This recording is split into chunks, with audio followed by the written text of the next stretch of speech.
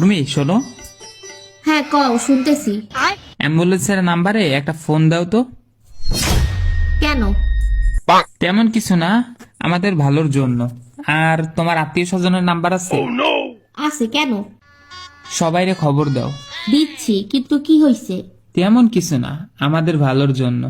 আর শোনো, বেডের নিচে একটা চাবি আছে, ওই চাবি দিয়ে 3 নাম্বার ডয়ার খুলবা।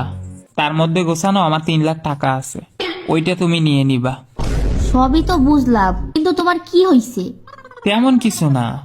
হ্যাঁ বুঝছি, আমাদের ভালোর জন্য। আর শোনো, আমি চলে যাচ্ছি, আর কোনোদিন দেখা নাও হইতে পারে। নিজের যত্ন নিও, আর তোমরা সবাই খুব খুশি থাইকো। আর মাঝে মাঝে সময় পাইলে আমার কথা স্মরণ করো। বিদায় প্রিয়। আরে ফাইজলামি কইরো না তো প্লিজ। কই যাও তুমি, আগে তাই বলো। তুমি ভালো থাইকো। আরে তুমি কই যাচ্ছো? গোসল করতে, যে ঠান্ডা।